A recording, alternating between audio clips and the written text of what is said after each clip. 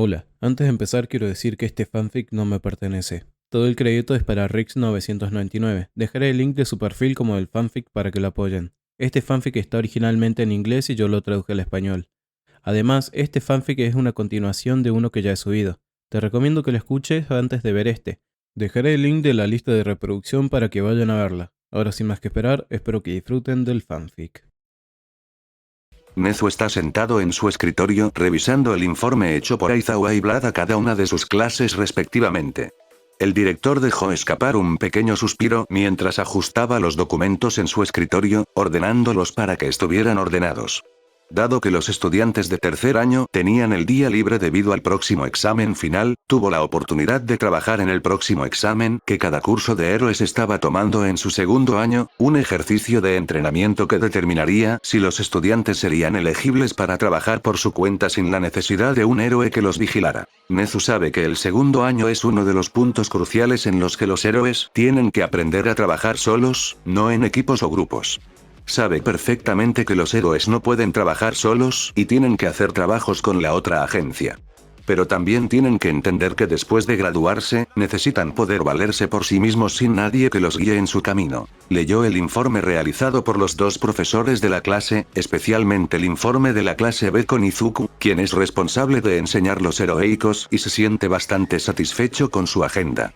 El primer día de clase, decidió cubrir la base del entrenamiento sin quirks, que a veces se olvida porque pensaban que no era importante o necesario en estos días. Claro que el entrenamiento en sí mismo implicó que la clase tuviera que ponerse física, por decirlo amablemente, pero Nezu, que vio el resultado del entrenamiento, sintió que valió la pena.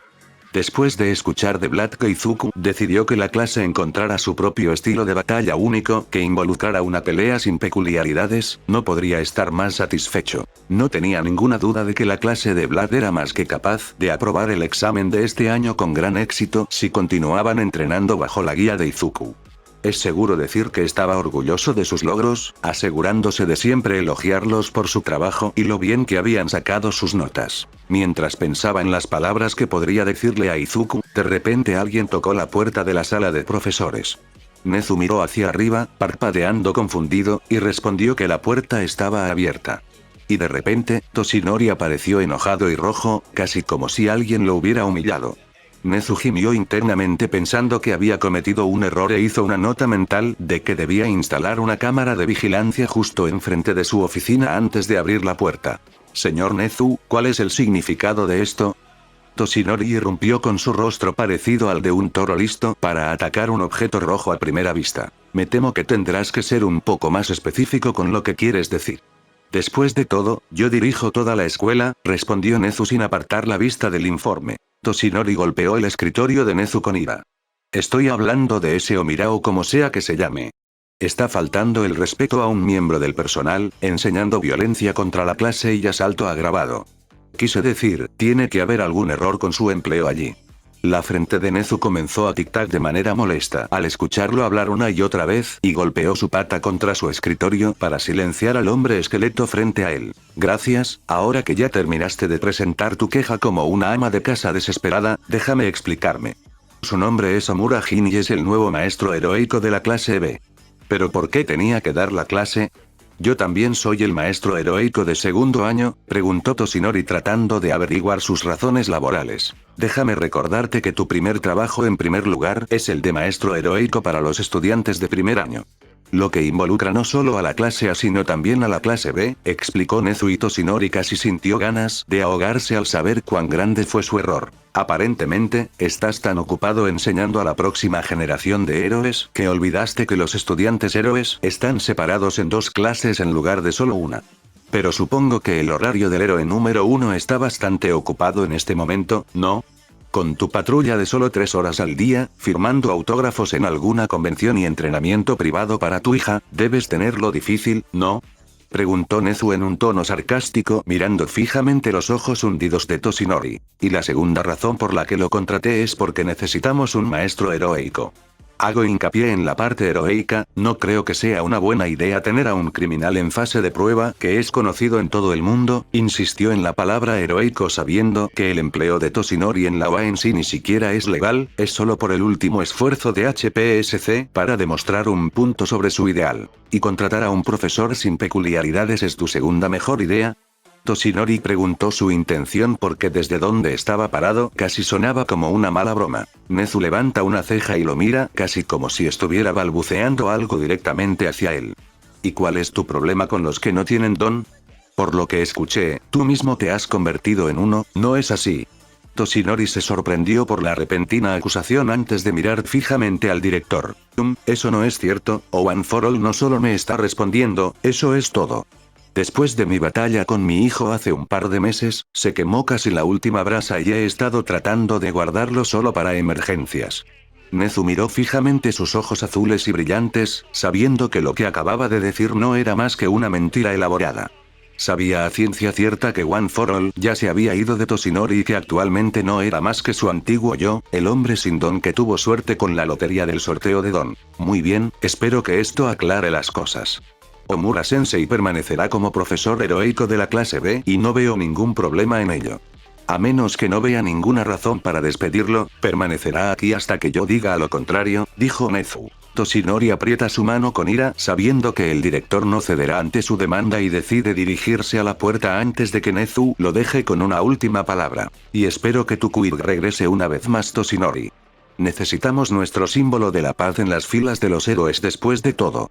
Nezu sonrió mostrando sus dientes sobre su sonrisa, sabiendo lo que quería decir y la puerta se cerró. Izuku camina por el pasillo mirando por la ventana el campo que está justo debajo de él.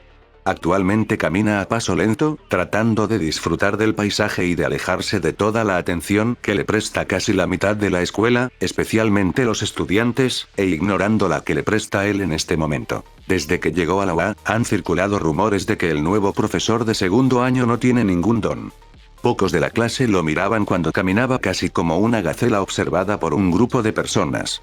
Sin embargo, otros han comenzado a difundir rumores de que la UA ha ido cuesta abajo al contratar a un profesor sin ningún don. Pero el rumor más grande que está sucediendo es que el mencionado profesor sin don logró derribar a todos los estudiantes de la clase 2B en menos de 10 minutos. El rumor fue iniciado por un par de estudiantes de primer año que vieron a la clase caminando agarrándose el estómago y haciendo muecas de dolor con algunos cortes rojos en toda la cara. Después, rebotó por la escuela casi como una pelota de tenis. Algunos de los estudiantes muestran un dejo de desdén cada vez que él camina, pero eso es todo lo que pueden hacer por ahora.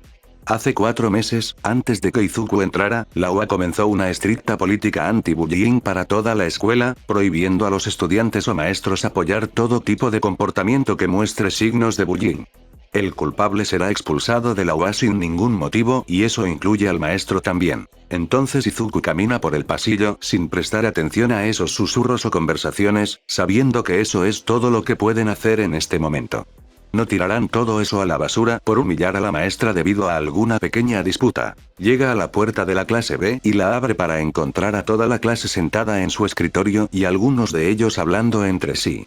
Una vez que entró, la clase dejó de hablar y regresó a su asiento. Buenos días clase, dijo Izuku y la clase le devolvió el saludo a excepción de algunos otros como Monoma y su grupo, pero Izuku no les prestó atención. Bien entonces, dijo cuando la última persona lo saludó al entrar, he recibido una carta de Blood Sensei sobre esta clase. Parece que has tenido una formación bastante completa este año, tienes festival de deportes, pasantía, luchas con profesores y villanos por lo que veo, ¿es así? Hubo un murmullo general de asentimiento entre la clase, sabiendo que durante el último año, manejaron algunas cosas bastante estándar para su año, a diferencia de la clase A que tuvo algún incidente importante desde el ataque de un villano en Usg o el caso del asesino de héroes o la batalla de Camino o el octavo precepto de la muerte. Pero ustedes están atrasados, muy atrasados en cuanto a lidiar con lo que está ahí afuera, dijo Izuku, así que estoy aquí para ponerlos al día en lo que los héroes pueden hacer entre sí en el campo y cómo trabajar juntos. Entonces, antes de comenzar con el entrenamiento de peculiaridades, averiguaremos qué tipos de cada una de tus estadísticas y habilidades son. Izuku escribe en la pizarra y lo divide en 4 categorías. Estadísticas. ¿Qué quiere decir, señor? Pony levantó la mano en el aire. Quizás conozcas los tipos de ataque, defensa, movilidad y apoyo, pero si tuviéramos que desglosarlos aún más, diríamos asalto, potencia, técnica y apoyo. Izuku escribe cada uno de ellos en la pizarra. Por ejemplo, Tetsu es un tipo poder.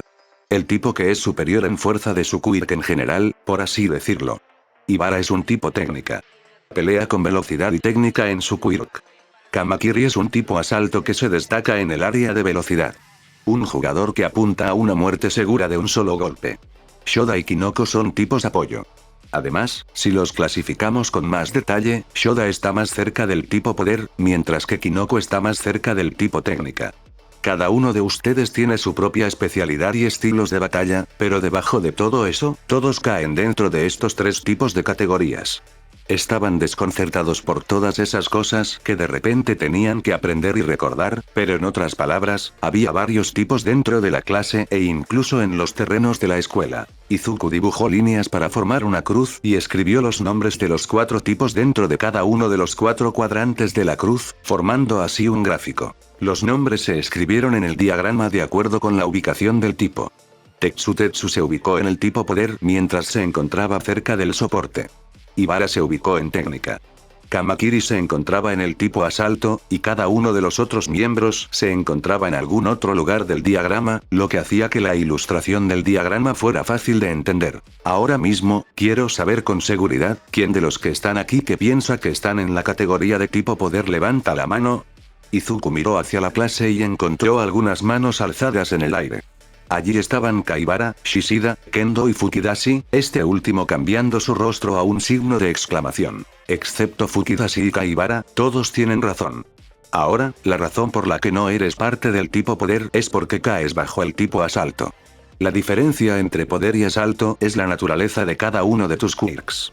El tipo poder tiende a prolongar su batalla con su resistencia y gran defensa, el tipo asalto tiende a lanzar su ataque rápidamente y crear el máximo daño en un gran ataque.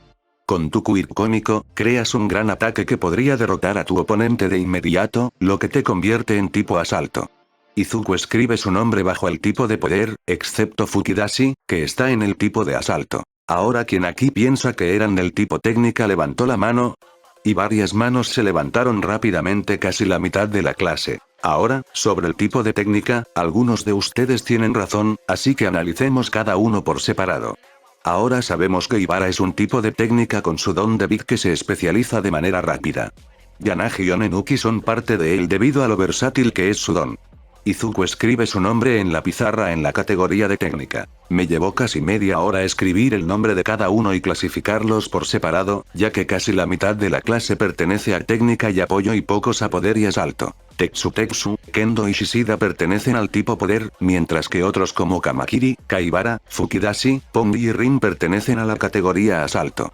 Sin embargo, el tipo más dominante es el de soporte y técnica, en el que predominan Ibara, Onenuki, Kinoko, Yui y Yanagi. Y el resto pertenece a la categoría de soporte. La clase echó un vistazo al tablero con su nombre en cada una de las categorías para ver en cuál de ellas se encontraban. Mientras que otros se encuentran en una categoría, pocos de ellos se cruzan con otras categorías entre apoyo o técnica. Algunos de ellos se veían satisfechos y felices con la división, pero otros se sentían un poco decepcionados y no esperaban estar en la categoría que querían. La clase B tiene más personas de apoyo y técnica que de poder y asalto, y la mitad de la clase domina a los primeros. No tienen muchos tipos luchadores como Kirishima, Sato o Hiro. Si los emparejaran para una pelea, seguramente les faltaría la fuerza y el poder de su equipo. Izuku observa mientras lee su categoría y dice: sé que algunos de ustedes están pensando que la clase tiene menos héroes de tipo batalla, pero no dejen que eso los desanime. Por lo que veo, un tipo técnica es mucho más raro que un tipo poder. ¿Qué quiere decir, señor? Ibara levantó la mano con curiosidad ya que era parte de la categoría de técnica. De repente, Izuku rodeó a Kendo, Tetsu y Shishida en los tipos de poder y habló. Las cosas con las que los tipos poder tienen que tener más cuidado son los contraataques. Una clase problemática entre las técnicas. Esa es la habilidad de tipo contraataque. Hay tipos contraataque incluso entre la categoría Quirk, pero cuando luchan contra un oponente que lleva uno, los tipos poder como Kendo, Tetsu y Shishida pueden ver sus situaciones revertidas con un solo contraataque. Es porque los contraataques le devuelven el poder al oponente más el poder del que contraataca. Cuando uno es fuerte, es natural que haya un daño igual de fuerte. Si hay un contraataque, simplemente tengo que superarlo con fuerza, dijo Tetsu con valentía. Sin embargo, Izuku negó con la cabeza. Es posible superarlo con eso, pero es otra historia cuando tu oponente es un genio en ese campo. Evita atacar tanto como sea posible. Es mejor enfrentar a los usuarios de counter con el usuario de técnica como Onenuki o Ibara con sus habilidades de captura. Todo es una cuestión de compatibilidad. Los tipos de poder son simplemente fuertes. Pero el riesgo es grande para ellos cuando luchan contra los tipos de técnica. Tetsu guardó silencio ante la explicación de Izuku. Dado que el usuario del don de acero tiene una gran experiencia en batalla por la pelea con un usuario de gas en el campo de entrenamiento, probablemente entendió lo que quería decir, ya que sabe muy bien que su don no funciona cuando lucha contra el villano. Izuku se giró para mirar en dirección a Shishida. Shishida, tienes tu quirk de bestia, pero ¿crees que puedes ganar contra Onenuki? Hablando honestamente, probablemente me capturaría con bastante facilidad antes de que pudiera lograr un ataque, respondió Shishida honestamente sabiendo que nunca tendría una oportunidad contra él en una batalla 1 contra 1. Así es como es. Ya sea contra Onenuki o contra cualquier otro, tienes oportunidades para contraatacar. Shishida, si no creas una contramedida contra los usuarios de contraataques, no podrás ganar contra Onenuki de por vida. Eso es lo que significa compatibilidad de batalla. Dijo Izuku y recibió una mirada de asentimiento del niño de pelaje marrón sentado en el escritorio del medio. Todos escucharon con seriedad y atención. Las palabras de Izuku tuvieron un gran efecto, tanto en la raíz de la mente como en el cuerpo. Escucharon con toda su atención, casi como si supiera lo que quería decir realmente. Después de eso, discutió tácticas con los estudiantes que habían quedado fuera de la conversación hasta la semana siguiente debido a su entrenamiento.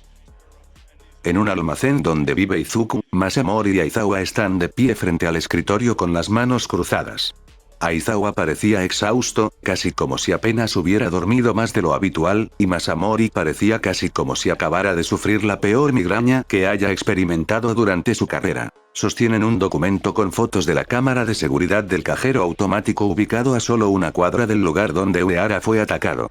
En el cuadro, se puede ver una limusina negra registrada bajo la compañía de Uehara alejándose, saltándose 3 semáforos, casi como si hubiera visto un fantasma. La otra es la silueta de un hombre encapuchado que trepa desde el tejado del aparcamiento. Las imágenes muestran a Izuku haciendo parkour escalando el edificio. Izuku permaneció sentado mirando la fotografía que trajo Masamori mientras buscaban alguna confirmación de su parte. Sabe que sospechaban que estaba haciendo de justiciero en medio de la noche, amenazando al principal sospechoso del caso de Tsukauchi y a punto de dejar escapar a un criminal de la ciudad. No la reconozco. Izuku sostuvo la foto y la colocó sobre la mesa con las pilas de fotos que trajo Masamori. ¿En serio? ¿Qué tal si le echas un vistazo más de cerca? Masamori le acercó la foto de quien parecía ser Izuku a la cara y la expresión de Izuku permaneció sin cambios. Como dije, no sé de qué estás hablando. Izuku finge no saber nada de la imagen. Bueno, déjame refrescarte un poco la memoria. Creo que de alguna manera obtuviste información sobre su ubicación de un informante anónimo. Luego decidiste ponerte la sudadera con capucha e ir tras él como un justiciero y advertir a la autoridad. Masamori se acercó a su rostro, pero Izuku no se movió. Tenemos tu rastreador enviando su ubicación a un estacionamiento. El mismo estacionamiento donde denunciaron a Uehara y al mismo tiempo también el registro de CCTV donde alguien con una sudadera con capucha negra atacó a sus 2 guardias junto con él. ¿Te importaría explicarlo? Izuku se quedó sentado en su asiento, sin moverse y en silencio. Sabía que responder a la pregunta con una mentira lo llevaría de nuevo a un asunto complicado, así que decidió ir directo al grano. Bueno, me pediste que te ayudara con el caso de Uehara, ¿no es así? Entonces, ¿qué tiene de malo? Izuku miró a Masamori y a Aizawa, este último todavía cruzando los brazos en silencio. El problema es que andas por ahí libremente sin supervisión. Te pedimos a ti y a Aizawa que cooperaran y tú simplemente seguiste haciendo cosas por tu cuenta, reprende Masao y Mister por la acción de Izuku. Izuku lo miró y se levantó de su escritorio, entonces, ¿qué? Se supone que debo informarle a Aizawa cada 5 minutos dónde está mi ubicación o cuando quiero ir como si fuera mi novia o algo así. No, por supuesto que no. El problema es que lo alarmaste con tu acción. Un tipo vestido de negro en medio de la noche en un estacionamiento vacío amenazando al director ejecutivo de una corporación no es una buena acción en absoluto. Aizawa ha hablado desde que llegó aquí. ¿Y cuál es tu plan entonces? Llevarlo a tomar una taza de café y hablar las cosas como personas civilizadas. Las personas como Uehara están lejos de ser civilizadas. Amenazan a la gente, compraron al juez. Deberías considerarte afortunado de que no haya usado mis llamas para amenazarlo. Izuku miró fijamente a Aizawa esperando alguna respuesta y luego se volvió hacia Masamori para no encontrar ninguna de ellos. Le di alrededor de 24 horas para corregir su error. Si no lo hace, entonces ya lo sabe. Izuku pasó junto a ellos y se dirigió a la puerta para tomar un poco de aire. Aizawa y Masamori se quedaron a su lado sin tratar de bloquear su camino, dejando las fotos dispersas de Izuku de pie en el escritorio con una sudadera con capucha negra. Inicio de flashback. Izuku entró en un callejón pequeño y destartalado lleno de barriles llenos de llamas. Estaba solo, pero no tenía idea de dónde estaba. Todo lo que podía decir era que estaba parado en el callejón con pared de piedra en la acera de lo que parecía una gran licorería con poca luz, pero nada de lo que había allí probablemente estaría en su lista de lugares de reunión. Cerca de allí, en una vitrina, había una mano marchita sobre un cojín, una baraja de cartas manchada de sangre y un ojo de cristal que miraba fijamente. Máscaras de aspecto maligno miraban fijamente desde las paredes, una variedad de huesos humanos yacían sobre el mostrador y del techo colgaban instrumentos oxidados y puntiagudos. Peor aún, la calle estrecha y oscura que Izuku podía ver a través del polvoriento escaparate de la tienda. Cuanto antes saliera de allí, mejor. Con la nariz todavía dolorida por el golpe que había dado contra la chimenea, Izuku se dirigió rápidamente y en silencio hacia la puerta que tenía un cartel de neón que decía licor rojo. Entra en el bar y le entra por la nariz un olor a cigarrillos y licor. Las luces tenues del bar son aún más terribles que las del cartel de la entrada. En el centro hay un bar de billar con un par de hombres corpulentos sosteniendo un taco de billar. Dos grupos de sofás de cuero rojo llenos de un par de hombres de mediana edad bebiendo mientras observan a chicas con vestidos provocativos bailando en el medio con barras pegadas y una docena de hombres chupadores tirando billetes de $1 al suelo donde están las bailarinas. Izuku caminó hacia la barra del barman y se sentó en ella, haciendo su pedido para no levantar sospechas. Pero luego se dio cuenta de que todavía era menor de edad y todos sospecharían de él por entrar. Entonces notó una máscara negra en la mesa y se la puso para evitar cualquier sospecha. Se sienta a esperar a que el camarero le pida su pedido. Según las notas de Jack, este lugar es un lugar de información para encontrar a alguien o algo. Había todo tipo de códigos y contraseñas antes de que te diera su servicio y uno de ellos era el tipo de bebidas que pedías. El camarero trajo su pedido de Blue Blazer y lo colocó sobre la mesa. Limpió la mesa para quitar las bebidas derramadas en el mostrador e Izuku aprovechó la oportunidad para hacerle una pregunta. Lo siento, estoy buscando a alguien, le gritó al camarero. ¿Sí, no lo hace todo el mundo? Respondió el camarero mientras limpiaba un vaso en el mostrador. Izuku tomó un sorbo de su bebida y casi escupió sobre ella por lo amarga que sabía antes de explicárselo al camarero. Es afroamericano, mide 170 centímetros. Pesa entre 60 y 70 kilogramos. Lleva un chaleco azul y tiene el pelo en rastas. El camarero dejó el vaso en el estante lleno de una pila de vidrios y colocó el paño debajo del mostrador antes de mirarlo. Primero, voy a verificar tus credenciales. Si no es así, enviaré a mi amigo camarero para que te encuentre y te mate. Se acerca al mostrador trasero y encuentra a un hombre alto y flacucho que está limpiando un vaso y lo mira fijamente. Izuku asintió en señal de comprensión y colocó su dinero en el mostrador antes de salir del bar esperando información del camarero, que resulta ser un informante durante su trabajo de medio tiempo. Final del flashback. Es de noche y hoy es el día en que Uehara transferirá el dinero para su acción. Izuku se sienta en el banco del parque y revisa su teléfono para ver si hay alguna actualización sobre su transferencia de dinero. Sabe que las personas como Uehara no tendrán una epifanía de la noche a la mañana, pero le ofreció una oportunidad y si la aprovecha o no, depende de él. Se desplaza hasta la cuenta bancaria a la que se transferiría el dinero y aún descubre que el saldo sigue siendo 0. Sintiendo frío y un poco de sed, se acerca a la máquina expendedora para comprarse una bebida, pero se topa con Kendo por accidente. «Kendo, ¿qué estás haciendo aquí?», respondió Izuku escondiendo su teléfono en su bolsillo. «Oh, nada. Solo salí a dar un paseo rápido por la noche, eso es todo», respondió. «¿A estas horas de la noche?», fue a preguntar sabiendo que ya había pasado el toque de queda.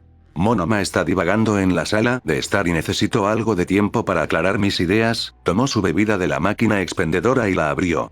Está bien, entonces no os quedéis fuera de vuestros dormitorios hasta muy tarde. Izuku intenta excusarse para no irse, pero se encuentra con que Kendo le bloquea el paso. Es un poco brusco, señor, pero ¿hay algún lugar más tranquilo al que podamos ir? ¿Necesito decirle algo?, preguntó Kendo mientras buscaba un lugar donde sentarse. Izuku parecía un poco aturdido y luego recordó que todavía tenía tiempo antes de confrontar a Uehara. Sí. Claro.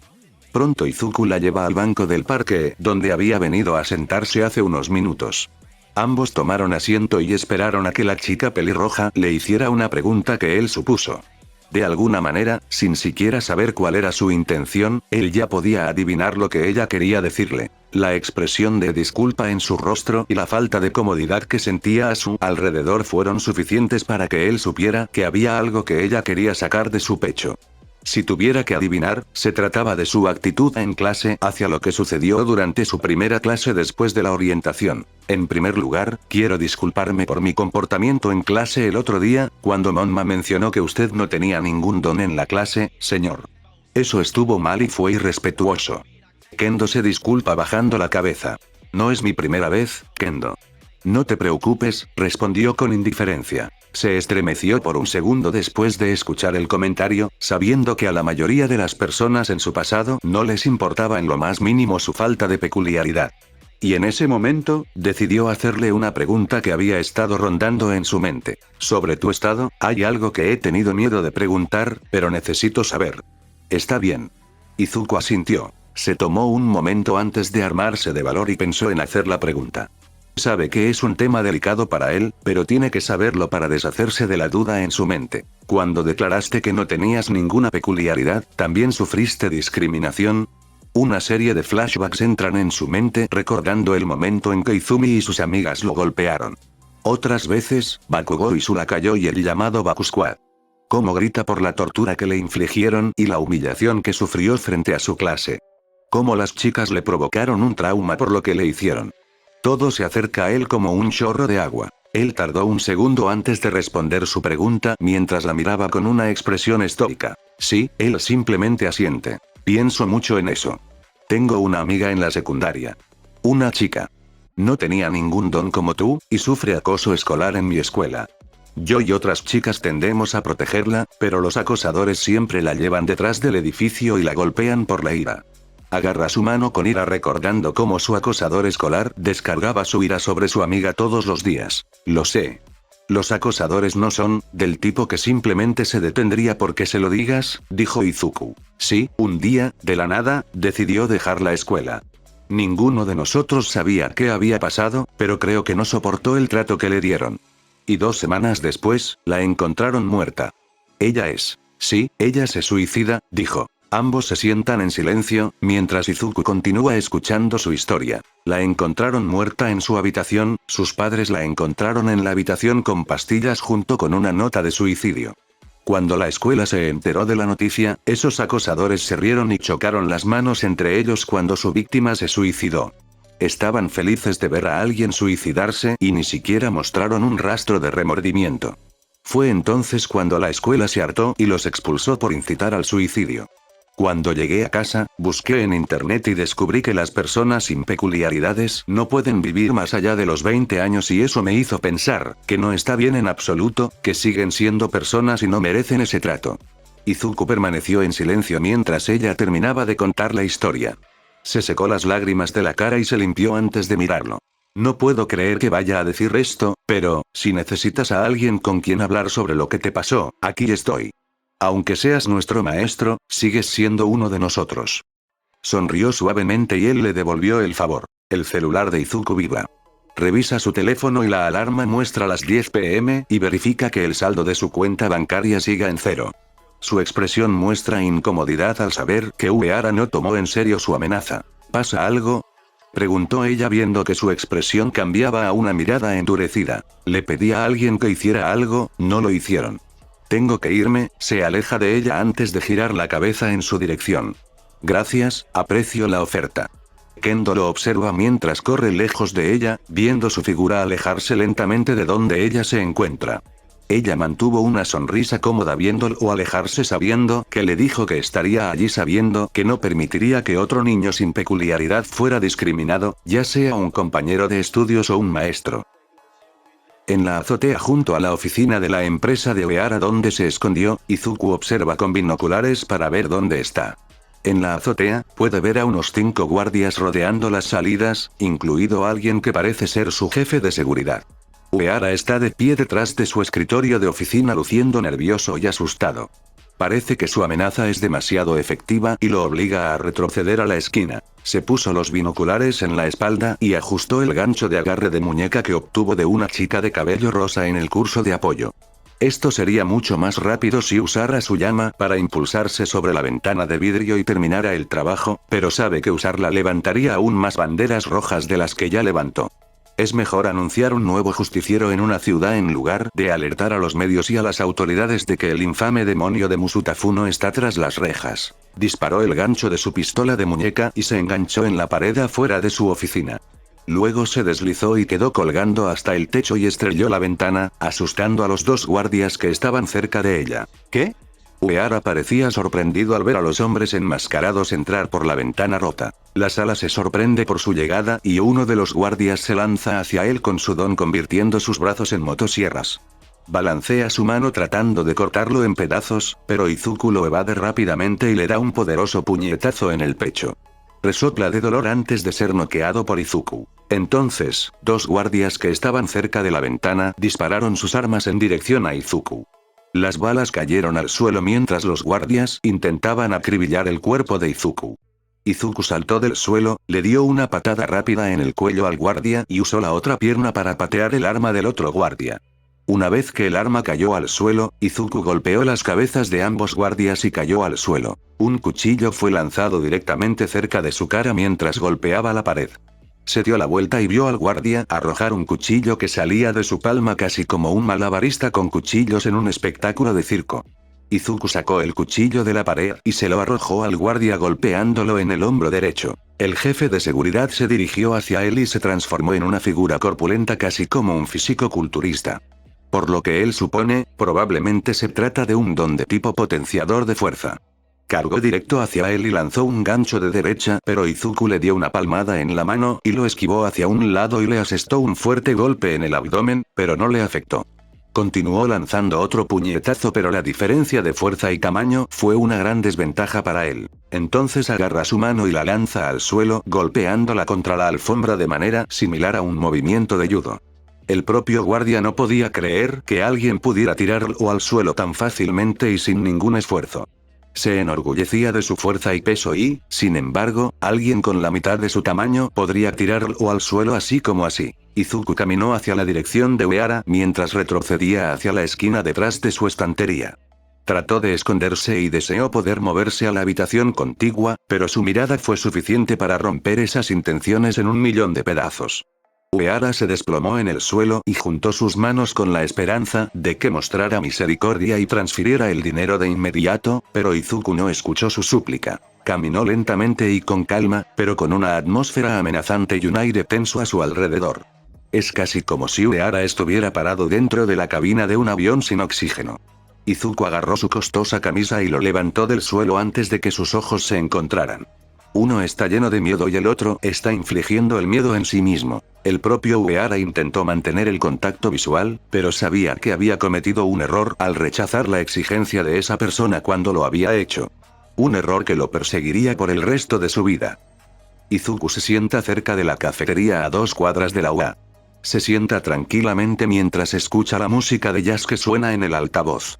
Una taza de café con leche y un piso de paneles de madera lo acompañan mientras disfruta de la tarde escuchando las noticias de lo que sucedió ayer. Uehara Yasushi, conocido como el magnate de la tierra, admite su crimen y se entrega a la comisaría, donde confiesa todo lo que hizo en los últimos 20 años.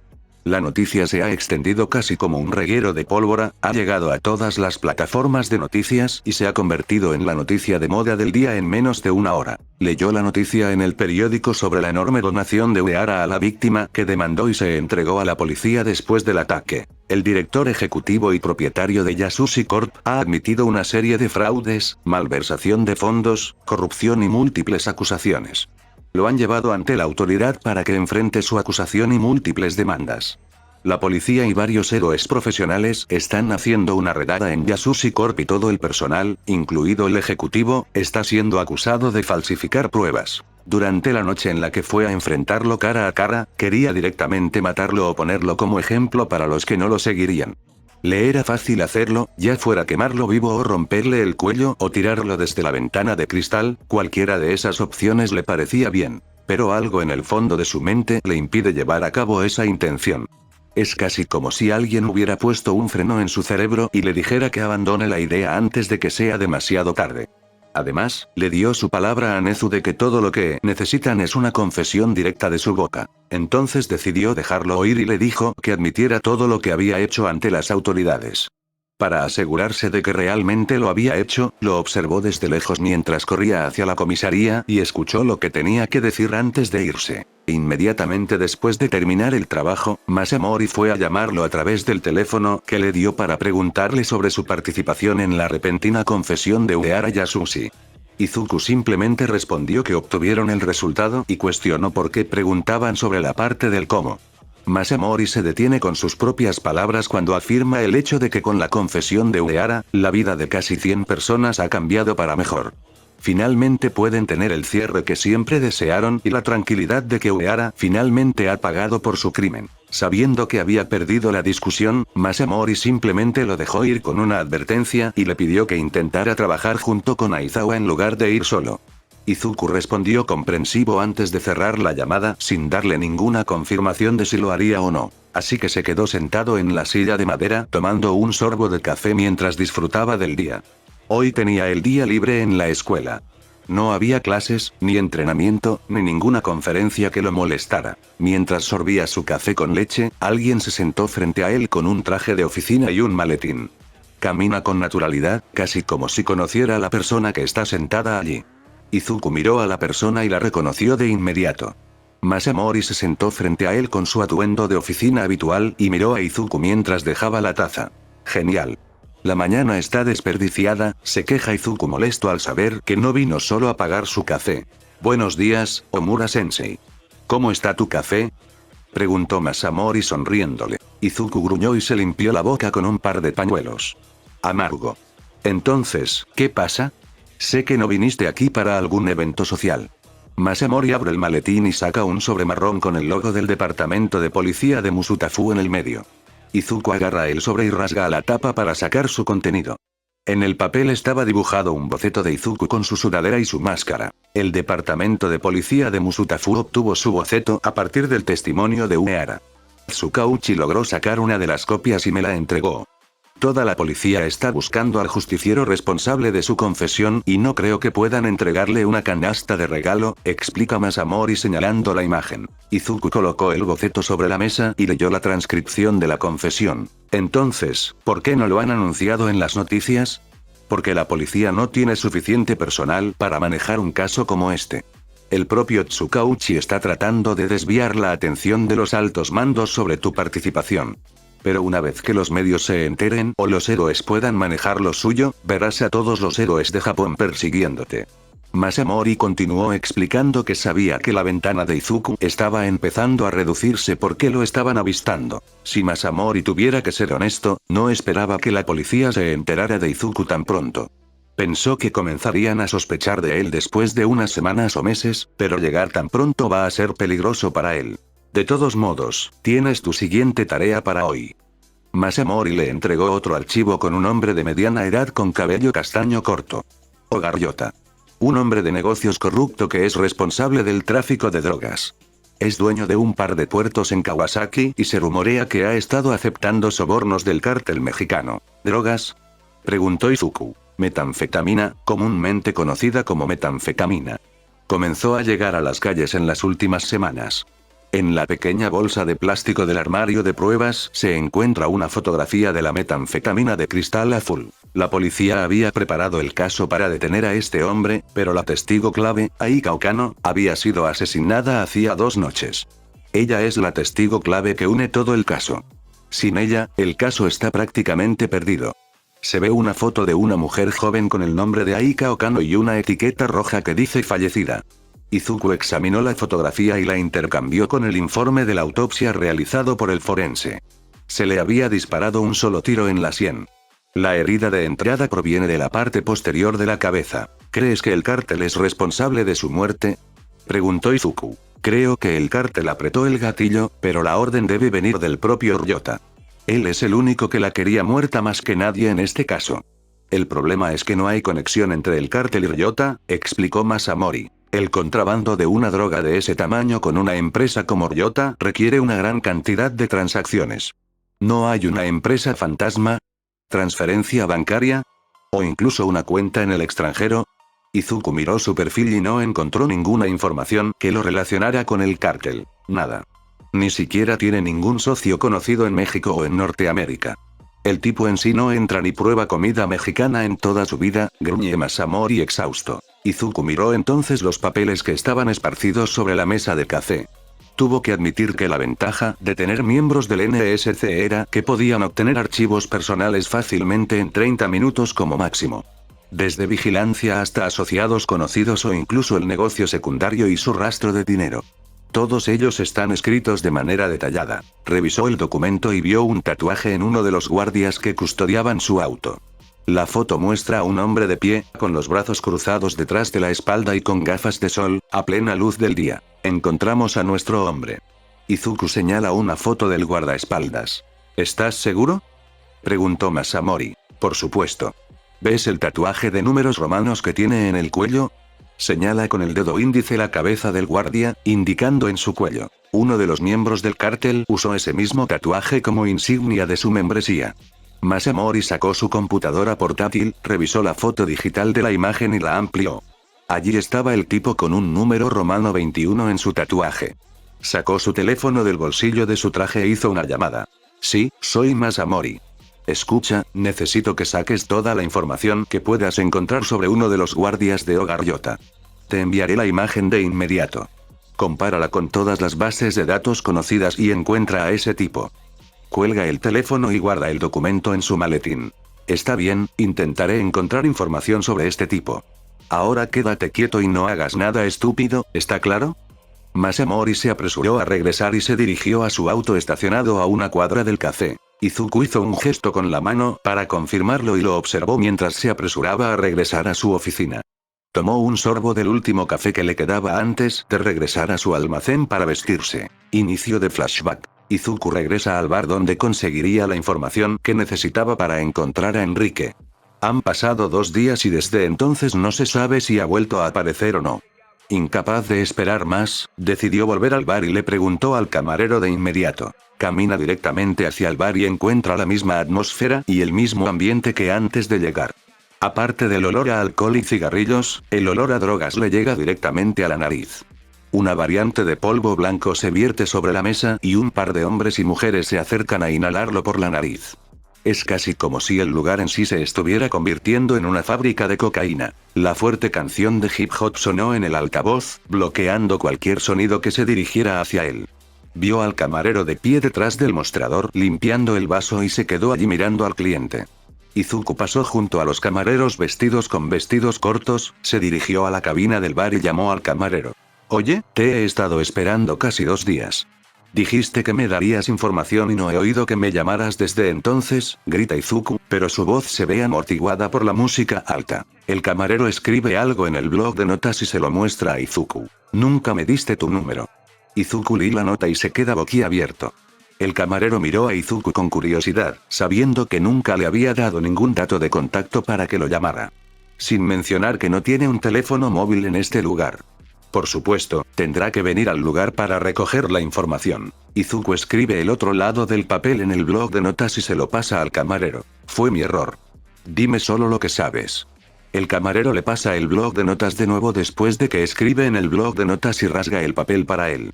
Izuku tomó el papel y encontró una dirección escrita en él. No sabía dónde estaba el lugar, pero estaba dispuesto a apostar a que Jack lo sabía. Le paga al camarero por su servicio, vuelve a colocar la nota en su bolsillo y se dirige a la ubicación de Jack para darle la información que necesitaban para encontrar a Enrique. Mientras estaba en la multitud llena de mujeres y hombres borrachos, Izuku se topó con un par de personas antes de dirigirse a la puerta y salir. Final del flashback. En un muelle de carga, por la noche, los trabajadores mueven contenedores con la ayuda de una grúa. 2 buques portacontenedores están estacionados justo al lado del muelle descargando su contenido. En la oficina dentro del muelle, Ogarryota se sienta en una oficina temporal entre los contenedores que lo rodean. 2 grupos de guardaespaldas están detrás de él con los brazos cruzados detrás de la espalda.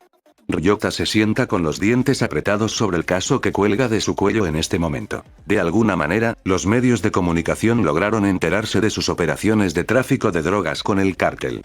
Trató de mantenerse lo más alejado posible de sus negocios y solo les permitió usar su muelle para contrabandear su droga y él les cobraba. Pero de alguna manera, la autoridad logró enterarse de sus negocios. Y para colmo, intentaron arrastrarlo a un juicio ante los medios de comunicación. No sabía cuántas pruebas habían reunido contra él, pero no podía correr el riesgo ni aunque quisiera. Si esto sigue así, ya no le quedará ningún negocio que gestionar, ni el de la droga ni el del banquillo de los acusados. Tú, escucha. Cuanto más dure esto, más probable será que los medios me crucifiquen. Tú cierras este juicio, ¿me entiendes? Señala a uno de los secuaces mientras asiente y hace una llamada para salir. Después de que los secuaces se marchan, la electricidad alrededor del muelle comienza a crepitar y las luces se encienden y se apagan. Entre el encendido y el apagado de las luces, un sonido de gruñidos y golpes rodea la oficina vacía. Ryota mira a su alrededor mientras la luz vuelve a encenderse. Los 2 hombres del almacén están tirados en el suelo, boca abajo. De repente, una mano sale de su trasero y Ryota es apartado rápidamente con una cuerda alrededor del cuello. Comienza a jadear y a ahogarse en busca de aire antes de desmayarse. Abre lentamente los ojos después de ahogarse por falta de aire. Pero de alguna manera, siente que las cosas están fuera de orden. Los muelles llenos de contenedores están colocados en el aire y el cielo nocturno está justo debajo de él. Su ropa también está colgando en el aire junto con su cabello levantado. Es entonces cuando se da cuenta de que no todo está al revés, pero él sí. Frente a él, alguien estaba de pie en el medio, llevaba una sudadera con capucha negra y una máscara negra y su sudadera le cubría el cabello dejando solo sus ojos visibles. Izuku se quedó mirándolo colgando con su pierna como un pez capturado por un traficante. Ogarryota. Gritó Izuku su nombre. ¿Quién demonios eres tú? Preguntó Ryota mientras se balanceaba de un lado a otro. Izuku sacó un cuchillo de su muñeca y apuntó a Ryota. ¡No! No, no, no, no. ¡No! Grita en pánico intentando salir. Izuku arroja el cuchillo al lado de Ryota y falla a solo unos centímetros de su estómago. Izuku saca otro juego de cuchillos y le apunta. Vas a testificar en ese juicio. Vas a confesar haber asesinado a Aika Okano. Ryota está colgado boca abajo mirando la figura encapuchada mientras cuelga de izquierda a derecha como un péndulo. No habrá una segunda advertencia. Izuku lanza un cuchillo que roza la mejilla derecha de Ryota mientras sisea de dolor sujetándose la mejilla mientras la sangre comienza a derramarse. Miró hacia el frente y no vio a nadie frente a él, dejándolo colgado boca abajo solo en el muelle con nada más que un rasguño en su mejilla derecha. Solo voy a decir esto una vez más, señora, dijo el asaltante amenazadoramente, blandiendo su cuchillo mientras hablaba, entregue lo que tenga y ambos podremos irnos. Mira, te juro que no tengo nada. Dijo la mujer aterrorizada, su voz se perdió entre los ecos del callejón en el que se encontraban. Respuesta incorrecta, señora.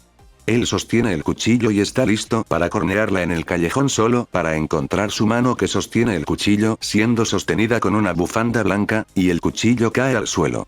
En serio, dijo una voz ronca y cansada desde cerca. ¿Podrías dejar de causarme problemas?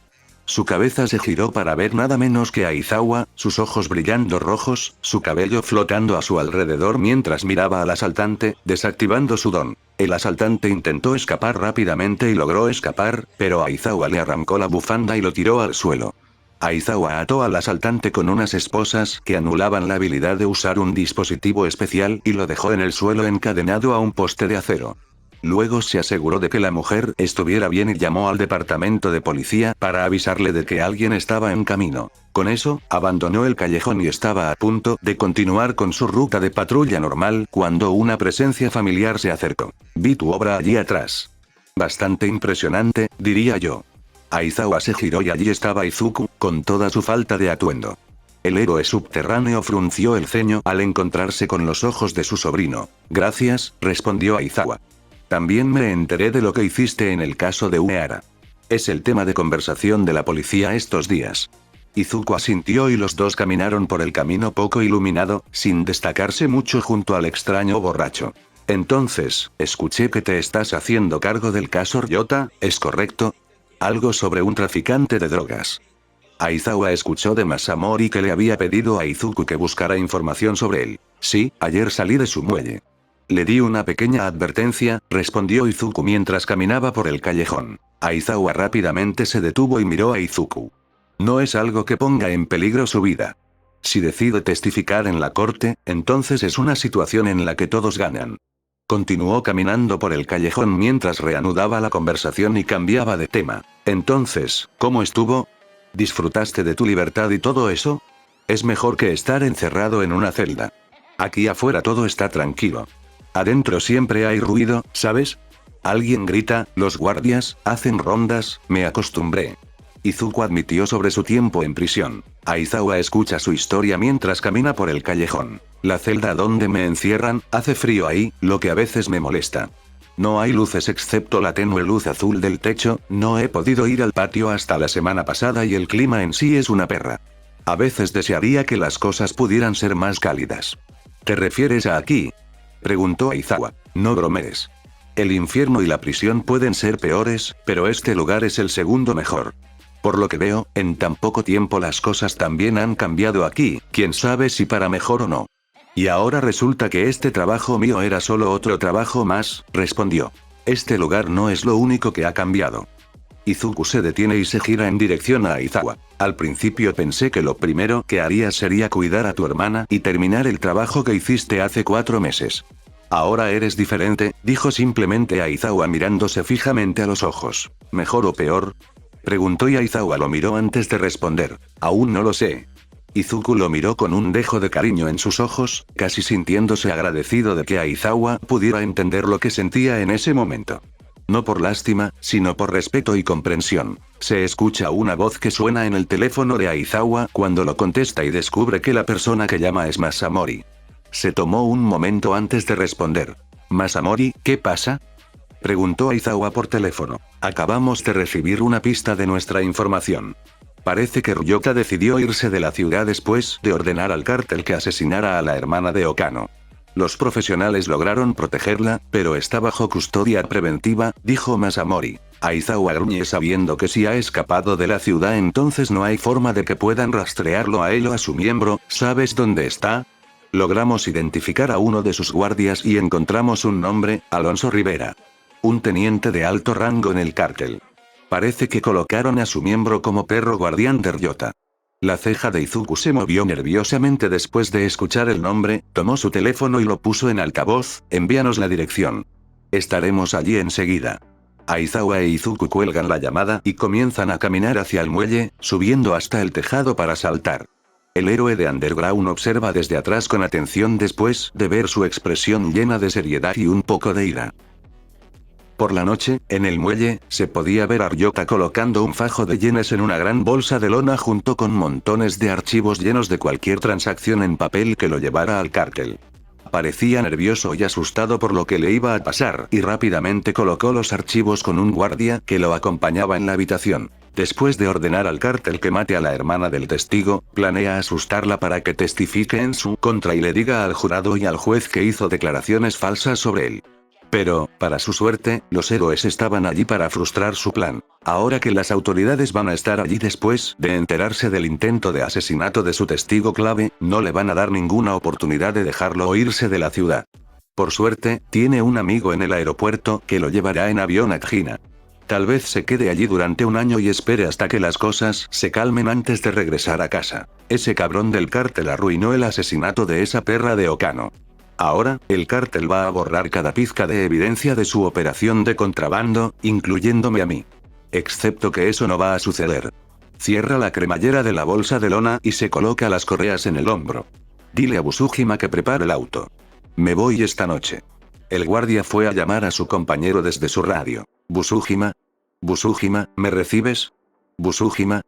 Busujima no está aquí, pero yo sí, dijo Izuku por la radio. El rostro de Ryota de repente perdió todo color y se puso blanco casi como una sábana.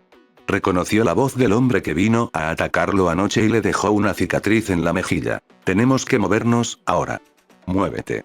Llegó corriendo, agarrando la bolsa de lona con la mano derecha y llevándola consigo. Señor, tenemos 6 hombres allí arriba, dice el guardia caminando con él a un lado. No es suficiente. Muévete. Gritó Ryota. Ryota y el guardia salieron corriendo de la oficina y se dirigieron al auto, pero lo primero que vio cuando salieron fue que todos sus guardias estaban tirados en el suelo. Parecía en estado de shock y casi no podía creer que todos sus guardias hubieran sido eliminados tan fácilmente. En la parte superior del contenedor, a su derecha, vio a un hombre vestido de negro que luchaba con sus 2 guardias. El hombre de figura negra agarró al guardaespaldas con su bufanda, lo ató en la parte superior y los atacó. Ryota miró y corrió hacia el garaje con el auto listo. Sabía muy bien que si se quedaba más tiempo, la posibilidad de salir con vida era casi nula. Con la bolsa de lona llena de dinero y archivos que podían usarse en su contra, salió corriendo hacia la parte trasera en dirección a su auto. Izuku, que estaba cerca de Aizawa, vio a Ryota llegar corriendo al garaje. Llamó a Aizawa usando el nombre de su héroe y le dijo que iría a buscar a Ryota él mismo. Bajó de un contenedor tras otro para ir tras él. El sonido de una cabina golpeando el pavimento resuena en el almacén vacío con un sedán negro estacionado al final. Pero antes de que Ryota pudiera llegar allí, Izuku arrojó un cuchillo y golpeó la caja de madera y se tambaleó hacia la caja con la espalda golpeándose contra ella. Se quedó temblando con la hoja contra el lado derecho de su cuello. Oh, Dios, no, no, no, se estremeció de miedo, intentando mantener la compostura. Él no puede ayudarte, le dijo Izuku y sacó un revólver de su funda y apuntó hacia Ryota. Parecía aterrorizado al ver que apuntaban un arma directamente hacia él.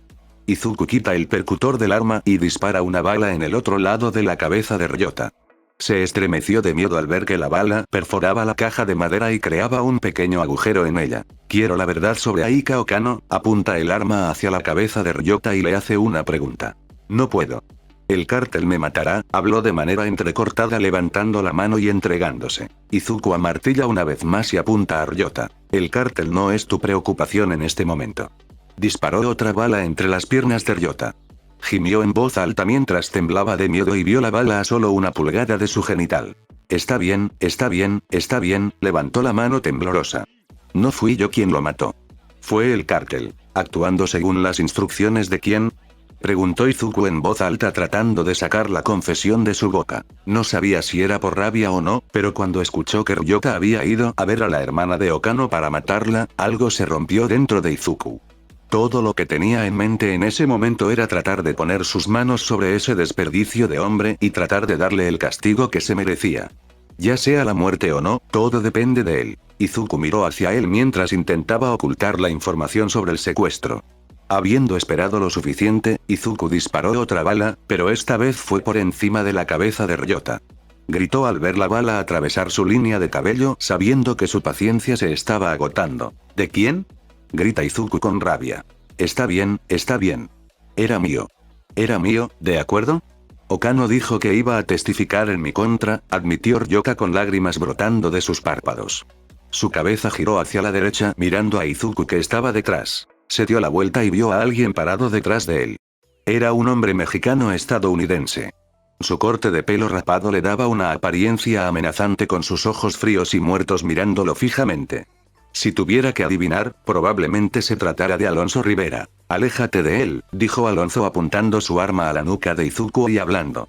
Hágame, respondió Izuku también en un español perfecto. El primero en disparar su arma es Izuku y apunta al pecho de Alonso. 2 disparos suenan con fuerza en el almacén, pero Alonso los bloquea, ya que su mano se convirtió en un metal con forma de escudo.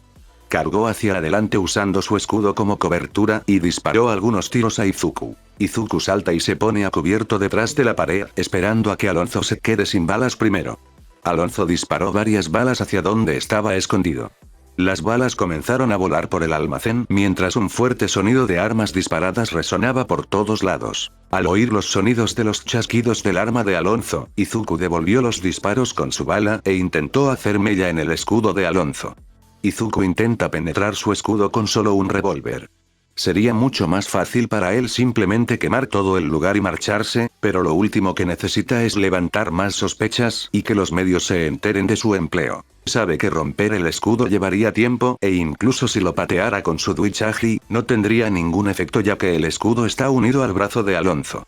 En el peor de los casos, podría romperle el brazo a alguien accidentalmente. Izuku miró hacia Alonso mientras ambos intercambiaban algunos disparos.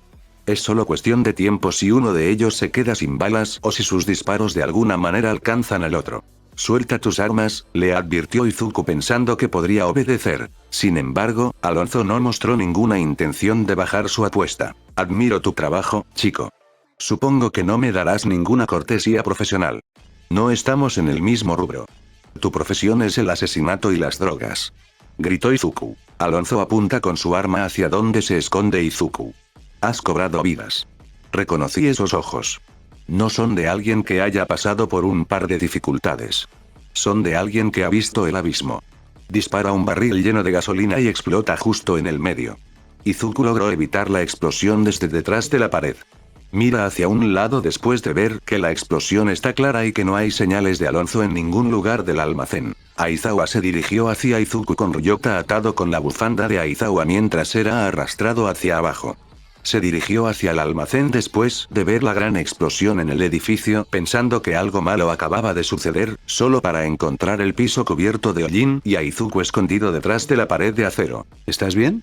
Aizawa verificó su condición. Estoy bien. Pero Alonso se escapó, le dijo Izuku a Aizawa después de ver que no había señales de él en ninguna parte. Sí, no te preocupes por eso. El caso es que obtuvimos la evidencia que necesitábamos para encerrar a Ryota para siempre. Sin embargo, Izuku lo ignoró y simplemente se quedó mirando el lugar donde estaba el hollín. Aizawa agarra el hombro de Izuku tratando de calmarlo. Oye, no es tu culpa dejar que ese tipo escape. Le pasa a todos, incluso a los profesionales. Y además, el hombre está actuando de manera irracional, haciendo estallar un barril lleno de gasolina. No es la primera vez que trato con su familia, mencionó Izuku en voz baja recordando dónde había escuchado ese nombre antes. Inicio de flashback. Izuku camina por una calle vacía y recorre una calle adoquinada sinuosa en una noche fría y vacía. Comienza a acostumbrarse al área que lo rodea y encuentra que el parecido con el lugar donde vive es un poco más deprimente. Los coloridos y brillantes escaparates con libros de hechizos, ingredientes de pociones y calderos se perdieron de vista, ocultos detrás de los grandes carteles de graffiti que habían sido pegados sobre ellos. La mayoría son fotografías en blanco y negro de un par de personas que se sabe que están sueltas. Alguien llamado Matthew Davis sonreía desde la entrada de la farmacia más cercana. Algunas ventanas estaban tapiadas con una inscripción pintada que decía cerrado. Por otro lado, a lo largo de la calle habían surgido varios puestos de aspecto destartalado. En medio del camino, Izuku se detiene y observa a dos hombres que pasan frente a él bloqueándole el paso con las manos en alto. De alguna manera, pudo sentir la situación de déjà vu de la primera vez que llegó aquí. De cómo lo golpearon, logró escapar y fue salvado por Claire. Izuku intenta sacar una pistola que lleva en la cadera, pero los dos hombres caminan hacia él, lo inmovilizan contra la pared y lo golpean sin piedad en el suelo. Una serie de patadas y puñetazos son lanzados hacia él. El gruñido de Izuku es lo único que sale de su boca aparte de la sensación ácida del vómito. Después de un poco de pelea, un hombre se acercó caminando lentamente hacia él mientras estaba agachado en el suelo. Izuku levantó la cabeza y reconoció al hombre del licor rojo cuando chocó accidentalmente con él entre la multitud. Su sonrisa se extiende por su rostro. La presunción en su rostro hace que Izuku se erice. La próxima vez que te cruces con alguien, no olvides disculparte, chico, se burló mientras se iba con los otros dos chicos para seguirlo. Unos minutos después, Jack entra al callejón y corre lentamente hacia Izuku, que yacía con la cara sangrando. Se acercó y verificó su estado. Izuku, ¿estás bien? Puso su mano sobre el hombro de Izuku tratando de ver cómo estaba, pero Izuku lo ignoró. Sí, estoy bien. Izuku le hizo un gesto con la mano. Un tipo vino y me golpeó sin ningún motivo. Sí, puede que te cruces con Jorge Rivera. El tipo está loco. Murió en un tiroteo masivo por lo que escuché. Jack llegó sosteniendo los brazos de Izuku sobre sus hombros y comenzó a caminar fuera del callejón e intentó irse antes de encontrarse con el miembro de Rivera una vez más. Final del flashback. En el almacén, en medio de la noche, Izuku se sienta en el sofá del medio. Aizawa está de pie junto a él observándolo mientras espera que lleguen Masamori y Tsukauchi. Ambos sabían que no habían venido allí solo para felicitarlos por su misión. Izuku permanece en su asiento jugando con sus cerillas, concentrándose en las llamas que titilan sobre ellas. La puerta del almacén se abre y se cierra de golpe mientras Izuku mira y ve la expresión de enojo en el rostro de Masamori. Su rostro está enrojecido y respiraciones saliendo de sus oídos, casi como un silbido en una fábrica. ¿Qué diablos pasó ahí atrás? Masamori camina hacia su escritorio y sale furioso. ¿Qué quieres decir? La misión salió bien. Aparte de que el ejecutor del cartel logró escapar, sin embargo, las palabras de Aizawa se ven interrumpidas por Masamori golpeando el escritorio con un sobre con el logo del NSC en el frente. Sacó el contenido y mostró la transcripción de su entrevista con Ryota en la sala de interrogatorios. Ryota admitió que un hombre con una sudadera negra llegó ayer y lo colgó boca abajo en su muelle. El mismo hombre que vino a verlo esta noche con un hombre de cabello negro. Masamori le arrojó la transcripción a Aizawa para que la leyera y mantuvo una expresión de asombro, tal como Masamori lo hizo hace un par de horas. Sin embargo, Izuku permanece en su asiento mirando en dirección a Masamori con expresión molesta. Sabes que soy un asesino. Por eso me pusiste en tu pequeño grupo. No solo vi a un asesino en acción, Izuku. Lo que vi fue un animal. Un acto cruel. Torturar a un hombre por una confesión no es lo que hacen los héroes, dijo Masamori en voz alta mientras giraba la cabeza en dirección a Izuku. Izuku le devolvió la mirada mientras ambos se miraban a los ojos. Eres la última persona en este maldito lugar para juzgar a alguien. No podía creer lo que acababa de decir, sermoneándolo sobre lo que un héroe debería o no hacer, cuando lo arrastraron allí contra su propia voluntad. Lo sacaron de la prisión para hacerlo compañero de Aizawa, y después de una mala misión, lo regaña por cómo obtuvo el resultado. Esto no es un juicio, Izuku. Es una preocupación. El propio Ryota parecía traumatizado. Disparaste un arma a solo 2 pulgadas de su cuello. Podría haberse desangrado si fallaste los tiros, dijo Tsukauchi tratando de calmar la situación levantando las manos. Pero no fue así. Y tú conseguiste la confesión que necesitabas para ponerlo tras las rejas para siempre. La familia Okano finalmente consiguió cerrar el caso y viniste a reprenderme por lo que hice para conseguirlo. Estás interrogando a las 2 víctimas, casi como si estuvieras dispuesto a dejar que el destino decida su curso. ¿Qué pasó cuando no accedieron a tu exigencia de admitir la verdad? ¿Qué sigue? ¿Una bala en la cabeza? Preguntó despotricando sobre su comportamiento destructivo. Izuku se levanta de su asiento a centímetros de Masamori y mira la parte superior de su nariz. Entonces los villanos y estos empresarios corruptos tienen permitido golpearnos donde más nos duele y a nosotros no. ¿Cómo conseguiste la información es el problema principal en este asunto? Intimidar a un director ejecutivo en su oficina, disparar a la gente cerca de su cabeza y colgarlos boca abajo. Estás actuando como si todavía estuvieras en el infierno. Masamori gritó la última parte apuntando con su dedo índice al pecho de Izuku. La expresión de Izuku cambió y se convirtió en una mueca después de escuchar cómo Masamori señaló su problema de actitud. Destellos de recuerdos comenzaron a surgir en la mente de Izuku sobre su tiempo en el infierno. Cómo sufre todos los días por esos tiempos horribles. Cómo perdió todo lo que le importaba. Cómo ese lugar lo convirtió en quien es ahora. Bueno, si ese es el caso, tal vez debería regresar allí, dijo Izuku mirando a Masamori a la cara. No queriendo quedarse allí más tiempo del necesario, se dirige hacia la puerta y la cierra de golpe, dejando a los 3 mirando mientras le da la espalda y se aleja. Fin del capítulo.